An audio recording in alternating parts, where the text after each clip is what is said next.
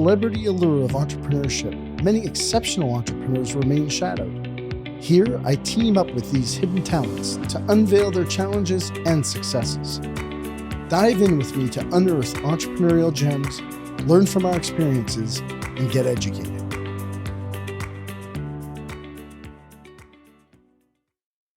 Hey, buddy, what's going on, man? Welcome to the podcast. Curt Cronin, our most listened to podcast, actually, just by the way. You are our second podcast, and you're the most listened to in the history of our podcast so far.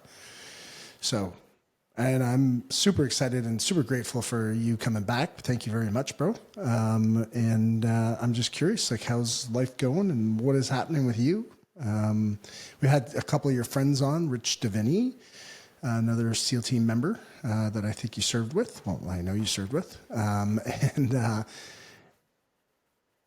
Yeah. So it was cool. He's got a fabulous, I don't know if you've read his book, but his book is legit. Like, it's really interesting. I actually just had a conversation with somebody at the office about attributes and what he's doing. I really am a big fan of it, actually. I just listened to the podcast you did with him, and so now I have to dive in to follow. Yeah, no, it's good. Honestly, the book is worth it. I really do recommend it to everybody. It's just gives that whole, different, not that this is a Rich Davini podcast, but I think it's interesting because, you've got all these people that and typically we're trained to focus on skills, skills, but and then when you start to look at people's attributes and what they bring to the table, and how he lays it out in his book. I believe there was 21 of them, but I can't remember off the top of my head. But,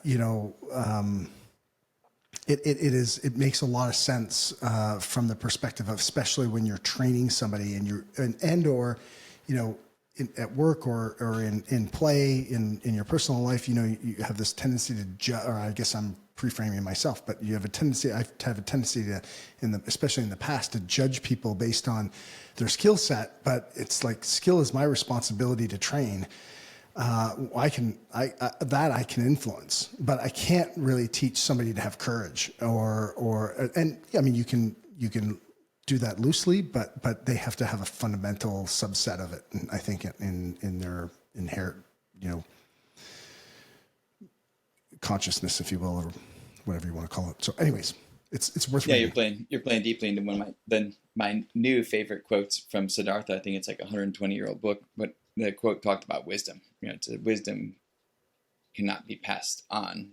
Knowledge can be passed on, but wisdom, must be experienced. And so I love that, because I'm going through that right now with my kids specifically, where I'm like, doesn't this make sense? And I realized, I'm trying to impart the 47 years of wisdom that I've had. And so now I'm trying to get to the point where, how do I impart experiences on them? So at least if they get to a situation, they can have 30 or 40% of that experience before, so they have some context when they're making it. So it's not just a shot in the dark. So you absolutely love that distinction. Yeah, no, what was that book called? Siddhartha. What I've never even heard of that book, to be honest with you. No, it's fantastic. It got recommended to me to a friend, and I was at my mentor, Tom and Kathy Crum's house for Magic of Skiing. I'm like, I've got this whole new book I just saw. And they're like, that's over 100 years old, Curt.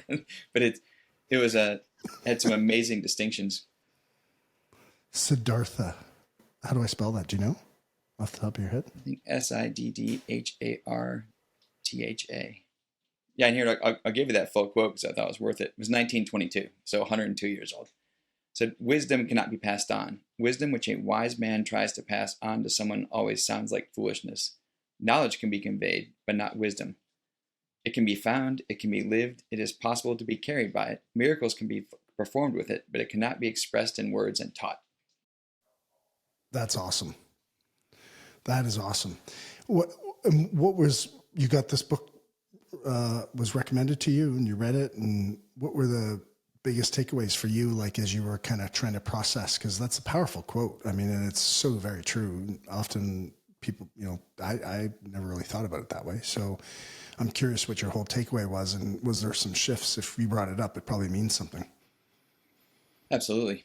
I would say, well, I'd reference another book that you and I both read. I think you recommended to me, Brian Singer's Surrender Experiment. And so Siddhartha to me was another extension of that, where can I fully surrender to whatever's unfolding. And I thought Siddhartha was fantastic for the hero of the story, ends up going through multiple different lives of transformation, each one taking and gleaning additional, context and experience from it. And so that for me has been fascinating. What I'm very present to right now, if you said there's one word for my 2024 year, it'd be awareness.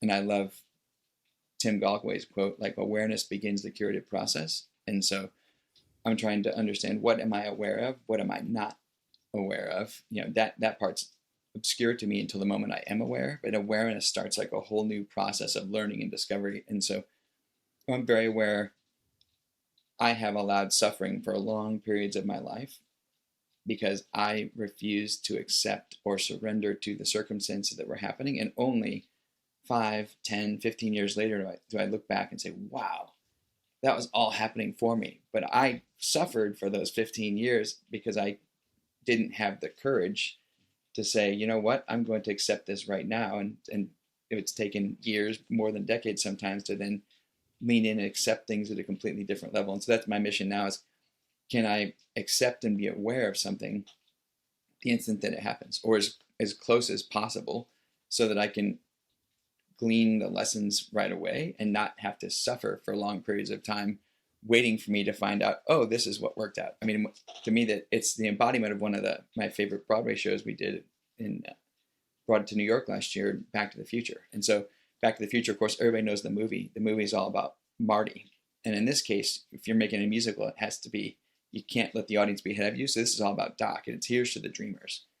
And it's fascinating because what's the impact on your life if somebody came back from 30 years in the future and said, everything that you try in your life works? How different would you approach everything you do if you had that certainty, that clarity that oftentimes we don't have? So can I live with the clarity and certainty every single day that I'm on the path? When many times as an entrepreneur, and you've referenced this many times in your podcast, the hardest part about being an entrepreneur is I don't know if everything I'm trying to do is going to be worth anything. I don't know if I'm going to make it. And so that energy detracts most of the productive energy that we would have used to get to the outcome. And so trying every single day to live into a deeper sense of surrender of, okay, this is happening for me, not to me. Yeah. So, I mean, we're talking about a lot of things here. And there's a couple I want to get back to, but just on that note, when you talk about, the entrepreneurial journey, I think sometimes, my experience is I just anticipate that most of the shit that I'm about to do is not going to work out, right? And I got to be able to, and even that wisdom that you spoke about earlier is like you have to have that wisdom or that experience sometimes to realize, okay, this is not working. And, the awareness of, and to me, the awareness is the initial part of growth. Without awareness, it is very hard to transition to growth. And whether that you're doing that, it's right. And whether it's in your personal life or whether it's in business, and and I think that awareness piece from an entrepreneurial standpoint is, when you are embarking on this entrepreneurial journey and you're doing a startup, I mean, there's a difference between, going in and running a company that's been around and it's got systems and processes and it's got people and they've got experiences and they can relate back and, use that awareness to be able to go, oh, well, you know what, we've been through this kind of before. Maybe we shouldn't go down this path. We should open that door because last time we opened that door, there was a big monster back there, and he ate us. But it's a really great topic that you bring up because especially for the entrepreneurs out there, but I mean, again, it's like anything, you can relate any piece of your life to this whole process. But I'm curious, from my question, I think falls on me right now for you is, what was your experience about starting to understand awareness? Like you had made a statement, and I don't think I could probably repeat it, but 10, 15 years ago, you had talked about for lack of better words, and please, I'm just trying to clarify, but this difficulty or struggle in being aware about certain things Sure. I'm curious if you could just share your experience of how you've kind of opened, whether it's your mind, your heart, you know, your emotions towards being more aware, and what were some of those practices? Because I think it's a very interesting conversation, because people live their life sometimes in darkness, and they suffer. I think you used the word suffer. They suffer as a result of it. And, you know, they just can't see because they have no awareness. It's an epic and expansive question. I would say I would start with just my experience of raising my kids, right? It's fascinating to see them start with pure joy and bliss and excitement, and of course upset the moment they're upset. But it's fascinating as we learn to adopt the patterns of the world we're born into. Then for me, like, it was joining the military. It was high school into the military, and as I joined the military, like, okay, here's how you win in the military. Here's the patterns and rituals that are required to be successful in this domain. And the fascinating part, I think you were talking about increasing your awareness, when all of a sudden you realize you get into a new domain, you go, wow, totally different. Like when I left my small farm town and I ended up at the Naval Academy, and in my little farm town, things moved at the pace that crops grew. And so like it was a very different style. Then all of a sudden I got to the Naval Academy, people are screaming about shining my shoes and shining my name tags. I'm like, dude, relax. It's not a big deal, right? And that didn't go over well in that environment, right? And then I flew to Asia. I'm like, oh, that's not the Midwest or the East Coast. And I flew to the Middle East. And so part of that awareness has been the joy of getting to many different circumstances and going, oh, wow, ideally, each one of those is helping me to level my assumptions so that I can encounter you in a conversation and not my projection of you based on my limited paradigm. And so that's been my quest, is how do I continue to be curious? I think one of my friends said curiosity is a superpower, and I love that because it allows me to continue to learn new things on a continuous basis. And so one of the critical ones that I was referencing earlier about suffering for 15 years was when I left the SEALs, I had felt a calling. Like I'd worked out of the embassy. I'm like, oh, wow, I've got unconscious competence in military operations, but business and policy is how you can proactively drive change. And so I felt that calling to shift from a reactive side where I was an instrument of policy into the proactive side where now I could ideally, in business, what I love is I get to create solutions for crisis that I can see before the crisis ever occurs, so I'm ready when it's here. Like that to me is the greatest, the ability to proactively act instead of reactively act. And so I started to feel that calling, but candidly, I was so deep inside of the system, I don't know if I ever would have had the vibrational energy to leave, were it not for, at the same time, a couple of events happened, like ended up my son's birth I missed because I was on deployment, right, which is a crucial, life-changing event. My wife almost died on the table, and it was a critical event for us. And then I had been living out of the embassy and said, look, I really think if I'm going to serve at the highest level, I have to do business and policy as well, right? I have to, and so you'll laugh. I said, well, how do you learn that? You go to school. So like, well, I'll go to Dartmouth for my MBA, I'll go to Harvard for an MPA, and then I'll be able to contribute more because I've learned it in academia. And I got into those programs, and the deal with the Navy was if I got in, they'd let me go, and then they didn't. And so had it not been for kind of that breach, I don't know that I ever would have had the activation energy to leave. And so like between both the call, because I never, as you and I have played with for years, never leave something, always move toward. So both the call to move toward and that activation energy and being pulled away from were two of the things that were crucial to kind of like that first sense of awareness.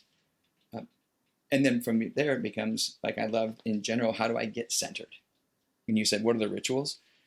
The reason I've spent 14 years learning from my mentors, I found that he was the most embodied example of someone that could get centered and then extend ki, right? Extend ki. We all have ki, life force, that energy that none of us asked for, but we've been given this incredible gift of this life. And then be able to extend ki around so I can have an extra sensory perception of everything that's happening around me, and then finally live discovery. That live discovery is, how do I live with that constant curiosity where if I can come from a centered place, I can now, from an unattached, ideally I'm more committed than ever and less attached than ever. I can now experience the world as it's occurring and not my projection of it. Sorry, I just want to go back into these three pieces that you were just talking about, and I hope I got them here. But so first one was get centered, 2 was extend key, and then the third is live discovery. So, I mean, you're going pretty deep here, and it's funny. Like, I mean, you are not the stereotypical, or what people would think of the stereotypical Navy SEAL, right? It's like, you know, you're getting centered, extending key, and living discovery, where most people would think you just shoot your way out of this stuff. And so, I mean, but it's really, really awesome. But I would love for you to just kind of maybe share some, you know, either an experience or some tips for people, because, you know, I mean, look, the getting centered piece, you know, my interpretation of that is, you know, find a way, whether it's meditation or what it is, but, you know, I don't want to make assumptions on that. Yeah, of course. Well, first, I would say, ideally, I'm much more the SEAL that you will encounter if you meet a real one. I think Hollywood does a terrible job of conveying the SEAL community. So just to make sure, like, shout out to the boys and the men and that I've learned from and that taught me that ideally that's the essence of what we're sending in as ambassadors of the United States when we go out into other countries. And so that's crucially important to get that. Like, ideally, that's how we show up, right? Because I think Hollywood tends to, you know, in the desire to make characters simple, the mindless automatons that only do exactly what they're told. And candidly, you can't solve impossible problems if you're moving that way. So first, ideally, I'm honoring the lineage that I've been trained and learned from. And then second, you know, going into getting centered is one of the most fascinating, you know, to me, it's 2 words. It's one of the most fascinating descriptions of the ineffable that you could possibly, you know, talk about. And that's why I've spent years with my mentor training on what is getting centered. At the most basic, can I walk into a room from my center? And it's funny because inherently, if you tell somebody get centered, they'll sit up more correctly. They'll end up getting to the point where they're centered over their body, right? They're now in a position that's more ready, and you won't even have to describe anything that they should do. That's just inherently, we all kind of have this sense of where is our center, right? And since you would say your center is like, you know, a couple of right below your navel, right? Where you can kind of feel here's the center. But for me, that center is, okay, how many times have I spent hundreds of hours preparing for a presentation to walk into the room with my hair on fire, like bust open the door off center and kind of confused, instead of like taking that moment before. And I usually try and find, whether people call it a green room or a closet or whatever I can do, to just be quiet for a minute. And I always ask myself, who do I want to be when I walk into this room? Because to me, it's kind of like a Rubik's Cube of options I have. Do I want me to be a father, a mentor, a SEAL, a son, like a teacher, a guide, like a consigliere, a consultant? Those are all different faces that might be appropriate or inappropriate for the situation. So which one's going to be useful here, right? And then how do I now walk in from center versus coming in off balance, off key? And I, you know, at the Naval Academy, I used to chop, plebes would chop, which means fundamentally run everywhere you go. So I'd bust into rooms, you know, now you're hitting the brakes completely kind of off as I walk in, and the worst possible way to start a process, instead of walking in like calm and aware and ready. And so first is, how do I get to that place where now, ideally, I'm present? So for me, like, that's that time domain of, I'm not regretful of the past. I'm not anticipatory or fearful of the future. I now get to the point where I'm present, because then I have all of my capabilities here present with you, instead of being spread across 3 different time domains. So now I'm only 10% here in the present with you, because everything else is scattered to everything else is happening around me. So how do I get to the point where I can do that? For me, it's that place of quiet. It took me years to even realize that quiet, or that peace, was such a crucial piece of that. And it's not, my first time my brother told me, hey, I just want to be peaceful. I'm like, well, but it's like a motivated peace, right? Like, you got to be motivated. And he was like, just peace. And so it was fascinating. I mean, I think you were at the event where I kind of spent 37 years of my life running from scarcity. Everything I'd done had been making sure, hey, if I wasn't fast enough, one of my guys would get killed because I didn't make the right decision fast enough. So everything was from scarcity. And then we were at a board break ceremony, and everything we wrote up front, what are you scared of? And I wrote like scarcity, and here's all the things, and I covered that whole board in the front. And then what are you really drawn toward? And it was that abundance. And it was that, okay, my son, I think, was 2 or 3 at the time. So like Connor, and like, and you know, as you know, we punched through the board to the other side. And I was terrified. I thought, am I going to be as motivated if I'm not motivated by fear anymore? And that courageous and difficult switch to being pulled by abundance is infinitely more exciting, fun, rewarding, and fulfilling, and was harrowing. And so like that, to me, getting centered is part of like getting present to what am I afraid of, and how do I now get fully open and aware of everything around me. Yeah, it's funny, when you say that, it made me reflect on my past in that I the first part of my career, like I just was, I felt like I was, always behind, a little less than everybody else, not as, smart. I'm a college dropout. Certainly I've had some successes and some, wins at my back to propel me forward. And I've had a lot of good people to help support me through the process. But I always felt like if I ever lost that edge of scarcity or fear of not being enough, then I would lose my edge or my drive and determination to be more. But in fact, like as I've kind of matured and grown up, I think, and realized, that, abundance is good if you utilize it for others. And it actually drives me more. I'm probably more hungry today to accomplish things because of a state of abundance than I ever could have from a state of scarcity or fear. Absolutely. So, it was, I love that, like getting centered in that way. And the way you actually talked about those, 3 time domains, which that was really interesting because I've never heard it from that perspective, which is, like so many people spend time in their past, and there's, the only thing in the past is literally pain, unless you're just in there momentarily to, relive the experience so that you can learn and utilize it as a tool today in the present. And if you spend too much time in the future, it can be a bit of a waste of your time and focus because it hasn't happened yet. And so you spend either time dwelling on it or dreaming about it. And that takes you away from the focus of doing what's right now in the present in front of you. So thank you for sharing that, because I love that, wasting that energy of being in 3 time domains is really, really telling. So appreciate that. Can you talk to me a little bit about this extending key? Because that is something I'm sure. Did you learn that from Tom Crum? Is that your mentor, Tom Crum? That guy is fire. It gives me language. I mean, the best approximation I can start with would be, is when you're on board the helicopter and you get ready to fly off in the darkness. And of course, you've got the rotors of the helicopter spinning up. And so you've got the dual rotor MH-47. So these huge helicopters, dual rotors spinning around, and the sand hits the outside of the rotor. So you've got, as you're pitch black, you're walking out to the helicopter, you've got this little ring of electricity, like around like little 2 rings of lightning aboard the helicopters you get on board. And of course, you're completely adrenalized because you're about to go into combat. And you sit, much like you and I are in here, but you're sitting across the helicopter from them, and then your night vision's in the way. So if you look across the helicopter, kind of pick up your night vision, look 45 degrees off, and then give them, so you can look eye to eye and give a quick head nod.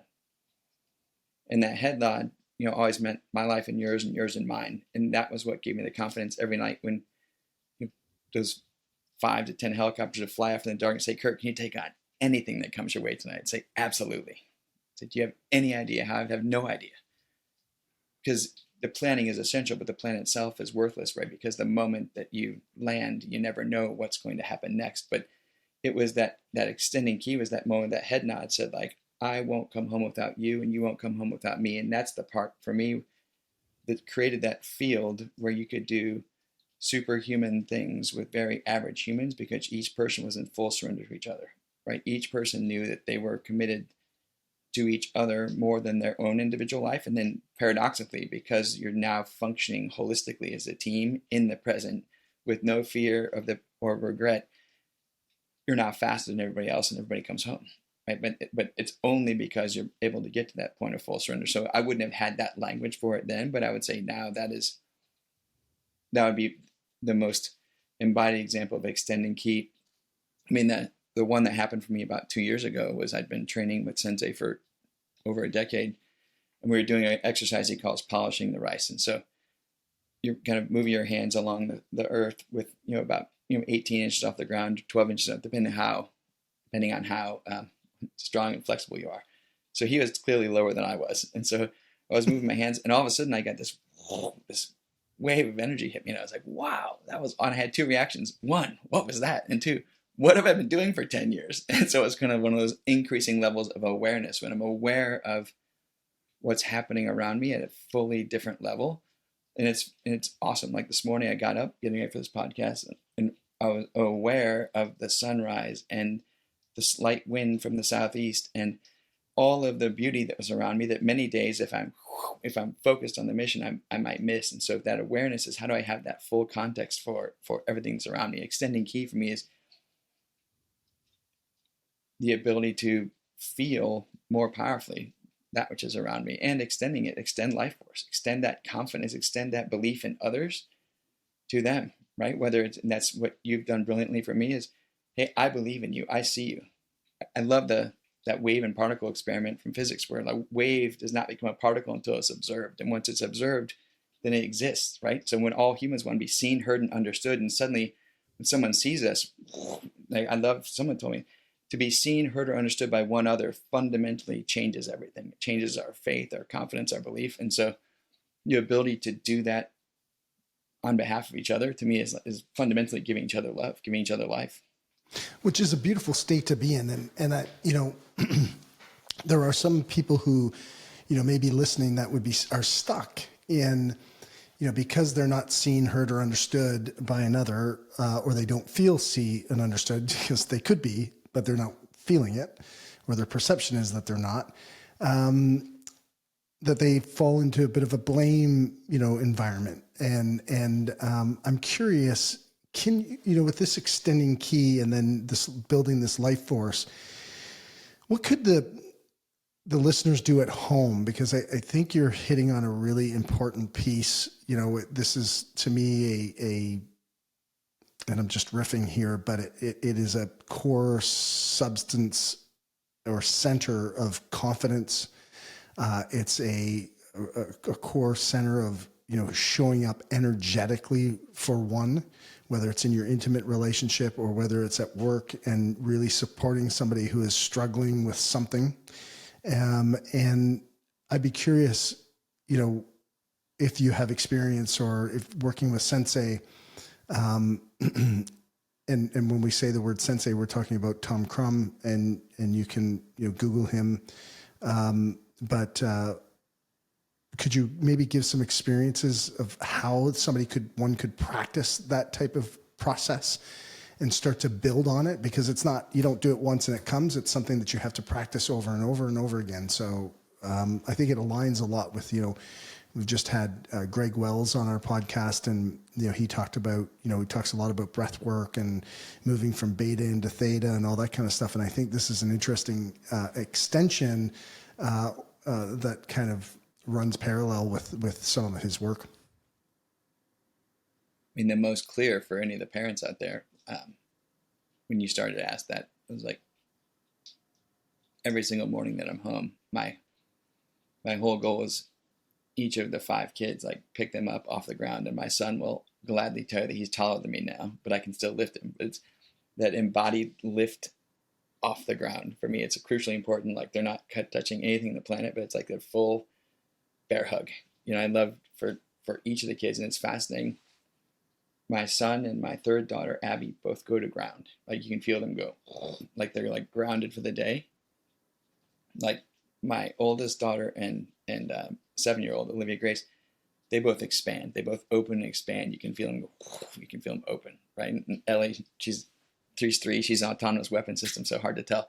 But it's for me, that's that you can literally feel like that transference of life force. And ideally at night, the exact same close of just hand on heart for 5 to 10 seconds, to get coherently aligned, or longer. And those for me are the most intimate and emotional moments, of my life, getting to spend time with them, these little humans. And you're like, wow, like what they'll do, and just sitting there and imagining like who knows the universe that they're going to see, watching everything change so fast. Like, it'll be so exciting to see the world that they live into and move into. And that is the most embodied. Of course, the other, like the dyadic relationship with my wife, with Julia, right? Like 20 years across, she made it through every single deployment, right? And she did, the most impossible things you could ask her to do. And then just awesome, laying in bed together going, wow, like we survived all that, right? And then the moment you can be present and aware of that, just a miracle. Yeah, I love the hug thing because, Tennille and I do it, and I don't know if listeners, you've ever done it, and maybe how often is really the question.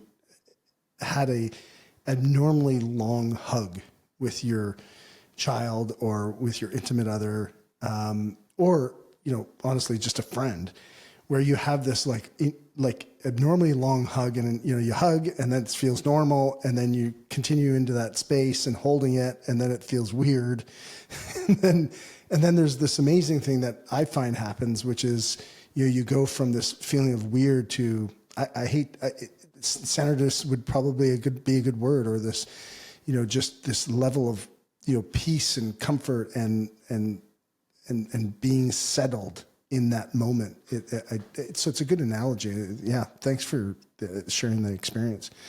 And I go there because love is my primary language. I love it, just to make sure that everybody doesn't turn off the podcast, thinks it's all airy fairy. It also works for power, right? And so, I love, true power is energy flowing freely toward purpose. And so, Sensei will teach an exercise where most of the times in life, and you'll be listening, so I'll try and describe it, but like if you have your arm extended and someone's trying to bend your arm, right? Someone strong like Dwayne, so, imagine some, and so we tend to think, okay, if I have to fight that, so I get rigid and I get tight. And in that rigidity, we actually have weakness because we can't do it forever. We can fight for a while, but eventually breaks down. And then the other option is like, okay, no resistance, right? No resistance is, of course, nothing. We're just loose. And so you say, this is an impossible solution. Don't resist, but resist. And for me, the moment that we get, imagine energy flowing up and through me, through the universe, like a water coming through a hose, then all of a sudden it's a fundamentally different experience, because now anything that touches my arm is also now part of that. Is now part of that key, is part of the energy. And so if I look out in the horizon and put the most important thing on the planet to me, and I'm now sending energy toward it, and someone tries to hang off my arm, it's a completely different experience. And so I want to get I love the experience of it in the most intimate kind of heart expanding way. And it also works for every endeavor. Yeah. So what was that saying before? You said true power is energy moving towards purpose? Flowing freely toward purpose. Yes. Flowing freely. True power is energy flowing freely towards purpose.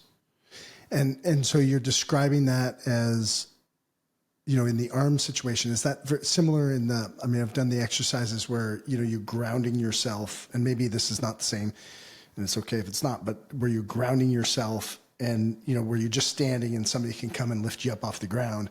But then when you ground your center into the ground and really focus on it, it's like if you go and try, and people should try this at home, because it's a really interesting experiment, but you somebody, whatever, doesn't matter what they weigh, 150 pounds, and you can lift them up easily, but then you get them to really focus on their grounding and their center into the ground, and like their feet are anchored into it, and you go to try to lift them up, and it is like much more difficult, if not impossible. Yeah, I love when the unliftable sensei, right? When all of a sudden, and it's not from getting tense. People think it's getting tense, but tense is actually really easy to lift. It's actually connecting and being grounded at a completely different level. So absolutely. Yeah. And then you talked about live discovery. Live discovery is part of that's full curiosity, right? Being fully open, present, and accepting of, hey, whatever happened this way. And I, as a SEAL, I've always loved the getting out of the 1 in a million chance of getting out of a situation. In some recent crises I've gone through, I've never appreciated the 1 in a billion chance of that occurring, right? I've had to learn to appreciate the miracles in both directions, because without everything I've ever been, every mistake I've ever made, every relationship I've ever been in, I wouldn't have ever gotten to that situation to start with, to then get the miracle of getting out. And for me, that's The moment I can be curious, accepting, and open to everything, everything changes. And that is a work in progress for me, as you know. Yeah. So, well, I mean, that's got to be tough. To me, that has to be, I don't want to say one is harder than the other, but if, in live discovery, that has to be a little bit tough because, and you used three words. First one was curious. And what were the other two? I don't remember. Yeah. Doesn't matter. That's what makes you awesome, buddy. Is this stuff just flows out of you. So it's like, but in the live discovery, to me, it's like, if you're going to live curious and you're going to live free, many people can't breach that until they have a level of certainty in whatever they're at and whatever is happening around them. And to me, it seems like certainty is going to be the bubble breaker on that. 100%. All my desire for certainty and control has to be lost. And I can feel it when I try and get back to control. And that used to be for me, I'd be like really good if I'm living the plan and really good in chaos. And I'd hate that moment between where we'd shift from the plans going haywire into chaos. And so that is the piece that I've most had to continue to surrender is my control. And that doesn't mean I continuously build like, okay, here's the best possible plan, vision, and mission. And then be open and ready for it to be expanded, be infinitely greater than anything I ever could have planned for.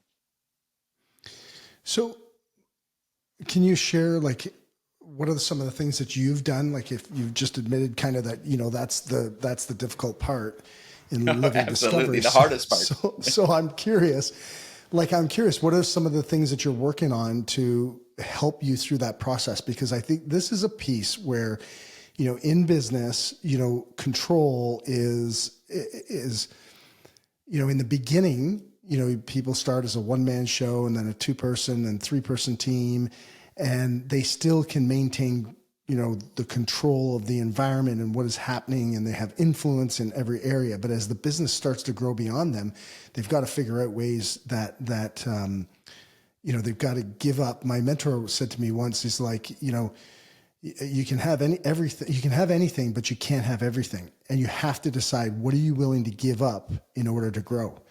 And he wasn't talking about, giving up, physical stuff, or he was talking about me giving up my control, my need for control, my need for certainty, and to have things done just a certain way in order to be able to grow an organization beyond myself.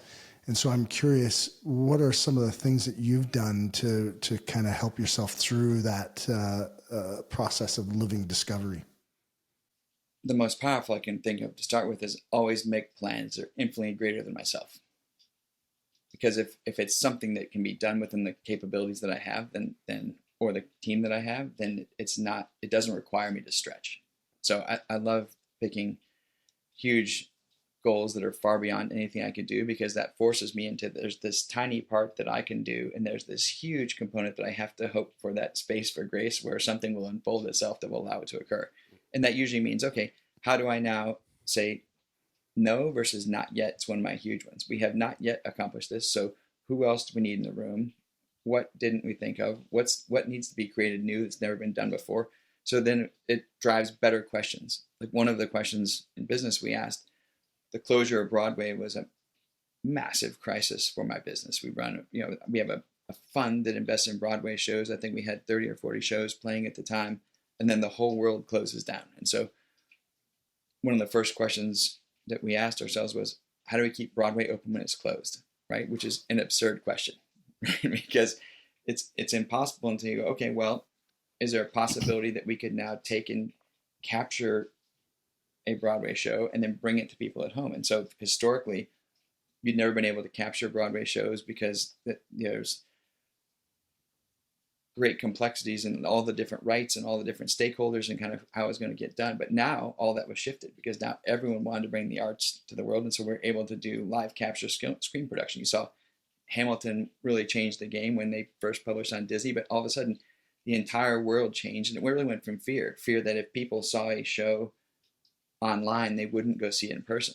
But the data actually shows the opposite. The data shows if someone would go see a show, if there's another night they can't make it, they would love to see it, at their home. And if they see it at home and they might not have seen the show otherwise, then they'll go see it in person. So fear was holding back the expansion of art, the expansion of story. And so by finding that critical moment where everyone was afraid, that's where I love Crisis, because that danger and opportunity. The opportunity was to innovate and bring the art to more places than we've ever brought ever before. Yeah. So can you take a minute and just maybe lend some perspective to what you did? So you got out of the military, out of the SEALs, and then, you did some consulting work, but you started this fund. And are you guys not the largest Broadway producers in Broadway? Like, I don't want to say something that's not true, so I'll let you kind of frame it. For sure, by most capital allocated presently, yes. But I would say the most simple way to say it is I used to run counter-insurgencies against terrorists. And as I left the SEALs, I was blown away. I thought everyone's got to be having these deep conversations like we're having now. Everyone's got to be trying to figure out, how do I grow? How do I adapt? How do I evolve? How do I make the world a better place? And I was shocked that many of the conversations were not happening, nor were people aware they need to happen. And so, as you said, I started with consulting and I realized, like, okay, there's a small population and percentage you can have the epic direct conversations with. But if the house is on fire, we got to get everybody out. And so as I went to my MBA, because I realized I spoke English but didn't speak the language of business, I first met my partner, Hunter Arnold, and when he told me about Broadway, I was blown away by the opportunity to tell stories at scale. My favorite class, the Naval Academy, is a class on Shakespeare. And I remember getting to the end of one of the plays and going, wow, the catharsis, maybe that applies in my life. And so if I can show, not tell, because if I tell someone, a man convinced against his will is of the same opinion still, someone has to decide whether I say is true or not. And in today's world of misinformation and disinformation and what is truth, that becomes harder and harder. But if I can show them something, if I can tell a story at the end, then go, maybe that applies in my life. In the first movie we did in the shutdown of the pandemic was A Christmas Carol, right? Because to me, Scrooge is the ultimate and unredeemed. He's the ultimate, like, terrible human. And if in the course of one night, he can now become someone that becomes more generous and helpful than anyone, then we all can. And so that's what I love about the power of stories, was we can now go from a disempowered state to an empowered state, because if we can see one person do it, and that's why I love actors and actresses, to me, hold a coherent field that is unbelievable. I mean, it's harder to get onto a Broadway stage than it is to get into the NFL. Like, it's such a selective process. And you watch them when you're live with 1,100 of your closest friends in that field, you can't walk out but feeling inspired. And so to me, that was the most powerful tool for influence that I could see, was how do we now tell stories, allow us to have a common context with each other, and walk away going, each person will take from the story that which is most relevant to them in their life at that moment. And that they get to decide that. Right. Yeah. So, and so just to walk people through the understanding, like, you create a fund that is the most capital allocated towards Broadway, and the pandemic hits and your business goes to, like, complete zero at the time, correct? Yes. Yeah.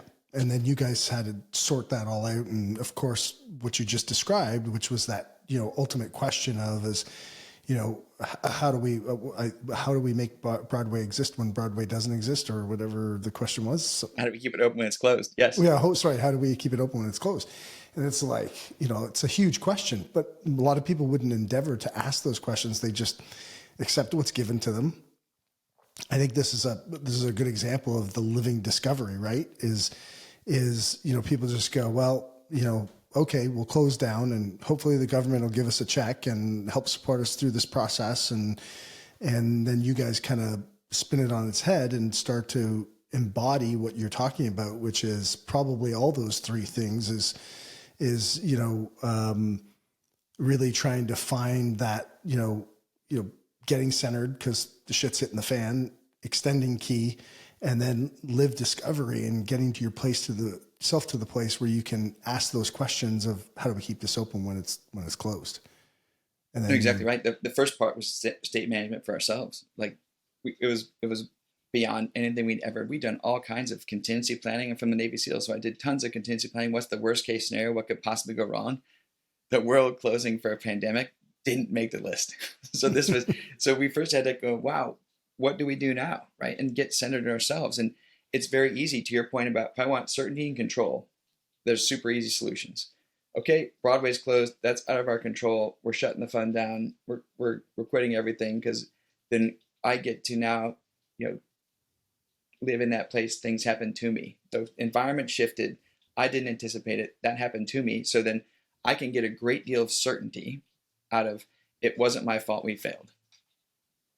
Right? But we had to first give up blame and say, okay, I didn't know this would happen, but how do we now get to that by me state where now how do I now give up blame and say, what can we do about it? So then we tried to pull all that decision making up to us. And then you have to give up the hardest part, give up control, get to through me. Okay, who could do this the best, right? And that's the most fun part in life and in business is when I become that copper wire that something comes to me and goes through me to the person that's most qualified to get it done. And that's when everything changes. When all of a sudden they get exposure to an opportunity that they've waited their entire life for. I now get out of the way and it doesn't have me doing something I'm not qualified to do. And everything transforms, but it requires that living into the question or living the discovery. That means I have to hold the space for grace long enough for something to unveil itself. And it's really fun to tell you the story now, 3 years later. It was harrowing at the time, but it was the most fun conversations I've had when many people would say, is the fun closed? Is it over? I'm like, no, that's why we did portfolio theory. And that's why working at every level, like we had the insurance in place for when the production's closed, working with the government to help develop like the Shuttered Venues Operator Grant, a grant we'd never seen before, nor had ever chance that would ever occur in the history of time. So all of those little pieces came together, and it's never one solution. It's kind of that Lego block that all of a sudden gets to a place you never could have expected in any other way. Right. Yeah. It's an incredible story what you guys did there. And then you went off and created, like you said, the Christmas Carol via television. I'm curious, are you using VR or augmented reality in anything coming up in the future, or where are you guys sitting with that kind of technology, or where you're taking the Broadway fund? Well, it's really exciting to say, okay, how do you stay on the cutting edge of where the world's going? And so the other thing that during the pandemic was a lot of in Europe was really been piloting a lot of the immersive shows. There's productions where now either you're playing the board game of Monopoly, so now you're no longer in the audience just watching, you're now participating in the production. So Monopoly, you roll the board, the characters are the caricatures of like Mr. Monopoly or the race car or whatever your piece would have been on the board. And so then every time you land on a spot, you go in and you solve a puzzle. So now you're working in teams to solve a puzzle, expanded us from just B2C, where you're interacting with people, into B2B, where now we're also interacting with businesses because they can do team building events. We're now building Alice's Underworld Adventures, where you choose to chase Alice or you chase the White Rabbit. So for me, the exciting thing on the human transformation, you go from watching things to now you're participating. You're now taking actions. You're taking steps. We recently gone into like aerial drones in the sky. You talked about going back to my old world, right? Where now you have aerial drones in the sky. And so you've got light from stars that have burned out thousands of years ago that's just reaching the world. And now you've got 1,200 drones in the air telling a story at the same time. So it's really exciting to see where it goes. I think we'll get to the point very soon where you can now say, okay, I want to have the personalized story version of Hadestown. We're not there yet, but I think it'll get really exciting where you and I used to do visualization exercises. We'll be able to have embodied visualization exercises for our kids and for all the people we love. That's like, so do you see that as I don't think you won't see the end of Broadway because everybody's still going to want to see a live show, but are you now saying that people will be able to interact in these kinds of things in a virtual reality world, or I guess the metaverse, or is it going that far? We're not there yet. Of course, I think everything will continue to progress and evolve. I have no idea exactly how, but it's really exciting to see. I think probably within the next year to 18 months, we'll be able to potentially have people have at home put on goggles and have someone sitting so that they get to view as if they were in the first seat of one of the auditoriums. So you can either have the exclusive in person where you're in a coherent field with everybody else, or you can do it from your home. All that's projection, of course, but like super exciting to see where it can go. Yeah, you guys are revolutionizing what you're doing in Broadway, and I will say, I don't have regrets in this world, but I do have missed opportunities, and being an early investor in your fund is a missed opportunity for that. that falls on my shoulders. So it's been incredible, has it not? It's been going very well. Congratulations. Anyways, I don't know how we got on your topic here, fund. You made a comment, and I thought people should have some perspective what you're doing, beyond, I know you still do a little bit of speaking, but you spend the lion's share of your time in the fund now, I believe.